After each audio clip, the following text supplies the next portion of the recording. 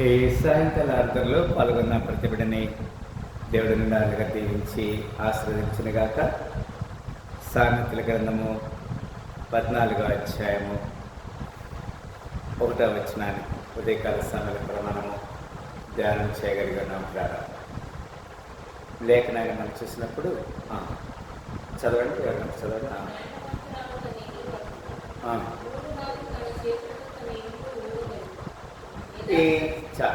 ఈ మాటని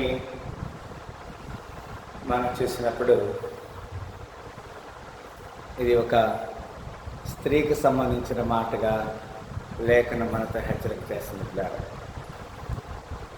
స్త్రీలు జ్ఞానవంతులుగా ఉండటానికి దేవుడు అనుమతిస్తున్నాడు.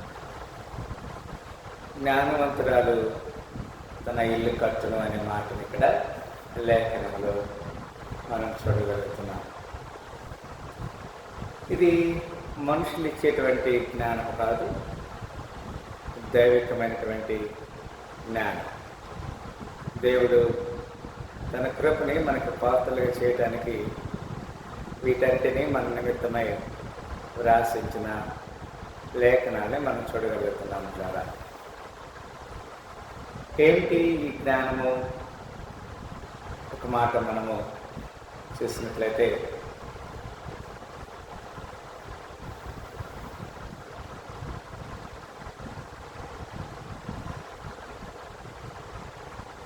ఈ రోజున ఈ జ్ఞానం కలిగిన మాట ఎందుకు చెప్తున్నామంటే, ప్రపంచం అంతా కూడా ఉమెన్స్ డే సెలబ్రేషన్ చేసుకుంటున్నాం. ఉమెన్స్ అంటే స్త్రీ. వాస్తవానికి ఇల్లు కట్టే విషయం గురించి మనము చూసినప్పుడు ఒక స్త్రీ గురించి మనం మాట్లాడతాం కదా. ఆ స్త్రీ అనే మాట గురించి చూసినప్పుడు జ్ఞానవంతురాలు అనే మాటతో మనము పోల్చుతాం. మన జీవితంలో ఇలాంటివి ఎన్నో ఆలోచనలు దేవుడు మనకి చూపిస్తూ ఉన్నాడు.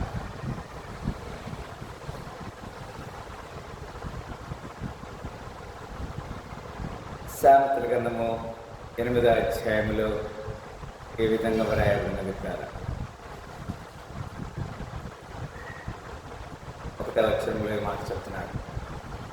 జ్ఞానము ఘోషించుచున్నది, వివేచన తన స్వరమును వినిపించుచున్నది అంటారు. జ్ఞానము ఈ లోకంలో ఏమిటి? జ్ఞానం అంటే అన్నీ ఇచ్చి జ్ఞానాన్ని పొందాలి. ఘోషిస్తూ ఉన్నది అంటే నన్ను స్వీకరించండి అని అది అరుస్తూ ఉన్నది. మనుషులు ఇచ్చేటువంటి జ్ఞానం కాదు, కానీ దేవుని యొక్క జ్ఞానము మనల్ని తృప్తిపరుస్తుంది, నడిపిస్తుంది, సమాధానపరుస్తుంది. అంత మాత్రం కాదు. ఇంకొక మాట కూడా మనం చూస్తాం. సామెతల గ్రంథము 9వ అధ్యాయము 13వ వచనం విధంగా రాయబడింది. సామెతల గ్రంథము 9వ అధ్యాయము 13వ వచనం విధంగా రాయబడింది.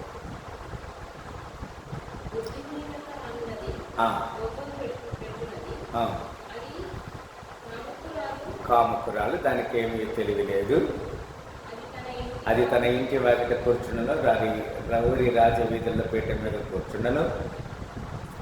ఆ దారిన పోవారిని చూసి, తమ త్రోవను చక్కగా వెళ్ళు వారిని చూసి, జ్ఞానం లేని వాడ ఇక్కడికి రమ్మని వారిని పిలుచుంది. ఈ మాటని మనం చూసినప్పుడు జ్ఞానం గురించి ఈ మాట చెప్తున్నాడు కదా. జ్ఞానం లేని వారు ఈ విధంగా చేస్తారు కదా. అక్కడ 19వ అధ్యాయం 13వ వచనంలో కూడా ఒక మాట రాయబడింది. 19వ అధ్యాయం 13వ వచనంలో ఈ విధంగా రాయబడింది.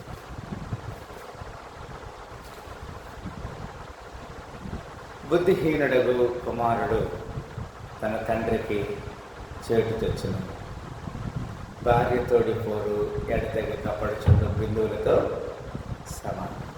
భార్య అనగా స్త్రీ జ్ఞానము కలిగి ఉండాలనే మాటను ఇక్కడ లేఖనము తెలియచేస్తుంది.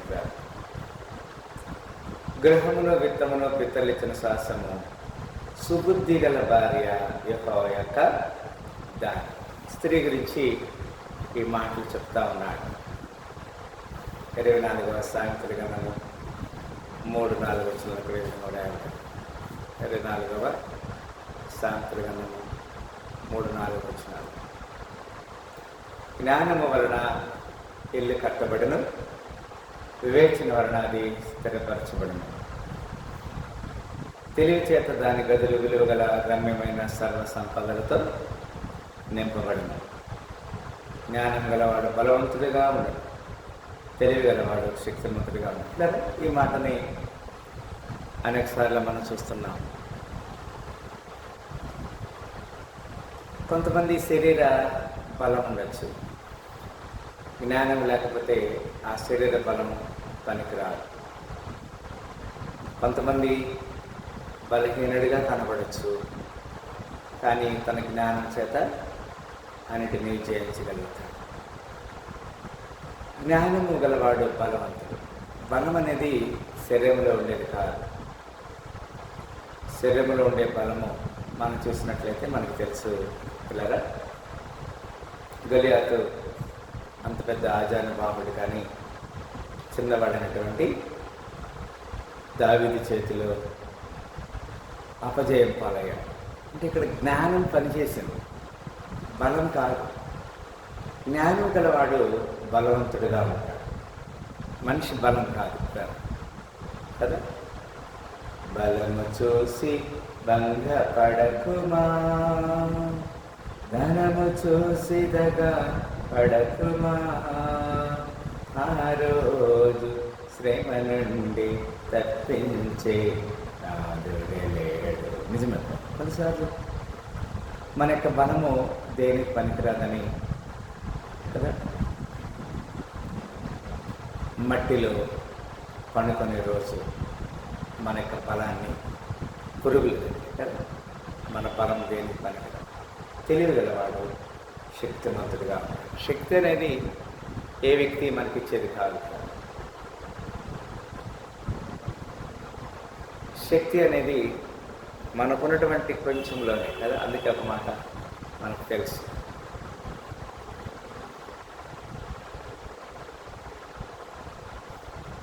అక్కడే సామెతలు 21వ అధ్యాయము 9వ వచనం మాట చూస్తున్నాం. 21వ అధ్యాయం 9వ వచనం.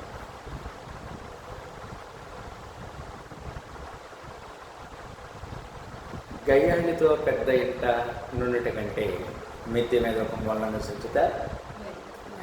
ఇది మేలు గురించి దేవుడు చెప్తున్నాడు, స్త్రీ గురించి చెప్తున్నాడు. గయ్యాళితో, గయ్యాళి అనేటువంటి స్త్రీ కదా. వాళ్ళు వ్యర్థంగా మాట్లాడుతూనే ఉంటారు. అది సహింపరానిది, దేవునికి ఇష్టమైనది కాదు. 31వ సామెతల గ్రంథం 31వ సామెతల గ్రంథం 10వ వచనం ఈ విధంగా రాయబడింది. స్త్రీ గురించి చెప్తాడు మళ్ళా. గుణవతి అయిన భార్య దొరుకుట ఆరుదు, అట్టిది ముత్యము కంటే అమూల్యమైనది. ఆమె పెనిమిటి ఆమె యందు నమ్మక ఉంచును, అతని లాభప్రాప్తికి వెళితే కలుగదు. ఆమె తాను బ్రతుకు దినములనియో అతనికి మేలు చేయని కానీ కీడేమీ చేయదు. చదమ్మా.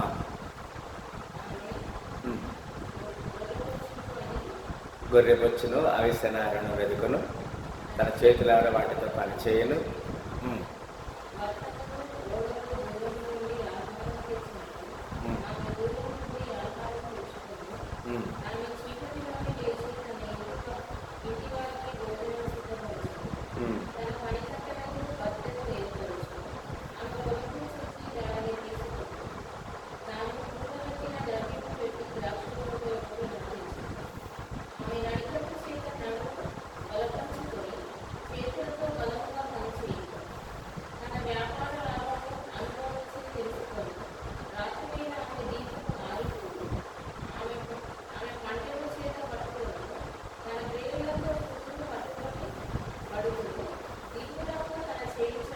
దీనులకు తన చేయి చాపను,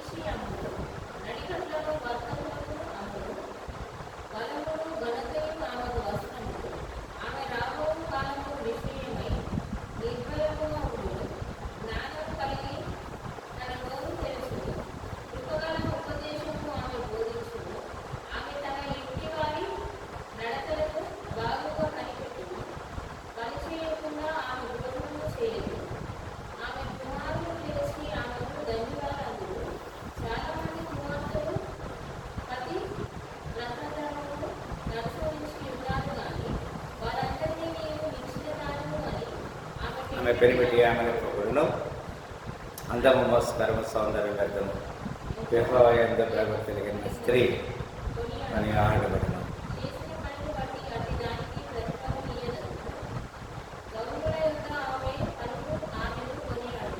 ఇవన్నీ కూడా లేఖనానుసారముగా ఒక స్త్రీ ఎంత జ్ఞానము కలిగి ఉన్నది అనే మాటని లేఖనంలో ఆమె ఆమె ఆమె అని ఆయన తెలియచేస్తామన్నాడు.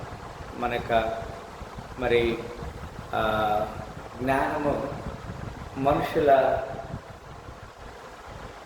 తెలివిని అనుసరించి కాదు, మన జ్ఞానము దేవుని చిత్తాన్ని అనుసరించి ఉండేదిగా ఉండాలి. అందుకే మొట్టమొదట మనం చూసాం 14వ అధ్యాయం 1వ వచనంలో మనం చూసినప్పుడు ఇక్కడ మాటలు చెప్పాడు కదా, జ్ఞానం గల స్త్రీ తన ఇల్లు పట్టణం. ఇక్కడ మరి ఇల్లు అనే మాటని నాట్ ఓన్లీ బ్రిక్స్, ఇటుకలు రాళ్ళతో కట్టే ఇల్లు కాదు, కానీ తన కుటుంబాన్ని కట్టుకోవాలి, తన సంఘంలో పాత్రలుగా ఉండాలి, సొసైటీలో జ్ఞానం కలిగి ఉండాలి, కుటుంబాన్ని కట్టుకోవాలి, సంఘంలో పాత్రగా ఉండాలి, దేవుని సేవ పరిచర్య విషయం, గ్రామంలో 3 సొసైటీ మస్ట్ రికగ్నైజ్, సమాజం మనం గుర్తించాలి, సంఘము గుర్తించాలి, అది దేవుడికి ఇంట్లో కూడా జ్ఞానం కలిగి ఉండాలి. ఈ 3 విషయాలు ఎక్కడైతే ఎవరి జీవితంలో అయితే సమాధానం ఉంటాయో అటువారి జీవితంలో దేవుడు నెమ్మది సమాధానం ఇవ్వడానికి సిద్ధంగా ఉన్నాడు. మరి మనము సరి చేయబడటానికి దేవుని ఒక అవకాశం ఇస్తున్నాడు. ఈ సాయంకాల సమయంలో దేవుని మాట, జ్ఞానము గల స్త్రీ తన ఇల్లు కట్టును. మరి ఏ విధముగా సంఘంలో, సమాజంలో, ఇంటిలో మన యొక్క పాత్ర పోషిస్తున్నాం. పూర్వకాలంలో మనం చూస్తాం కదా, పూర్వకాలంలో మనం చూసినప్పుడు దెబోరా అనేటువంటి ఒక స్త్రీ ఇశ్రాయేలుకి జ్ఞానము లేకపోతే న్యాయాన్ని తీర్చిన సందర్భాన్ని మనం చూస్తాం. మగ్దలేనే మరియ ఒక స్త్రీ ఉంది, ఆమె కూడా మరి ఎంతో మరి యేసుక్రీస్తు వారి యొక్క మరణ పునరుద్ధానాన్ని ప్రకటించాం. మనం కూడా దేవునికి జ్ఞానం పొందాలని కోరుకుంటూ ఈ మాటలు ముగిస్తున్నాను. ప్రార్థన చేస్తాను. స్తోత్రములు ప్రేమగల తండ్రి, మీ అపారమైన విస్తకరపరమైన వందనాలు స్థితిలో స్తోత్రం తెలియజేస్తున్నాం. ఈ సాయంకాల సమయంలో ఏర్పాటు చేయడం సాహసం దేవించండి, గడించండి, జ్ఞానం చేస్తాం. బాబును తగ్గించుకొని మీరు ఆలోచిస్తాం. మా ప్రభుని ప్రియరక్షకుడైన యేసుక్రీస్తు వారి శ్రేష్ఠమైన మిక్కిలి వినియోగించండి. వేడుకలు సూచించి ప్రార్థన చేస్తున్నాం. కొంచెం దర్శించండి. సాయంకాలం పలవడం పుస్తకం జ్ఞానం కలిగి మేము నూతన వారు జ్ఞానవంతులు తన ఇల్లు కట్టునని చెప్పారు. అలాంటి జ్ఞానవంతులుగా మాకు దీవించండి. యేసు పరిశుద్ధ నామములో ప్రార్థన పెడుతున్నాం తండ్రి. ఆమేన్, ఆమేన్. ఒకసారి ఈ సాయంకాల శుభములతో, ఈ పునరుద్ధాన శుభములతో దేవుడు మనల్ని దీవించి ఆశీర్వదించును గాక. ఆమేన్.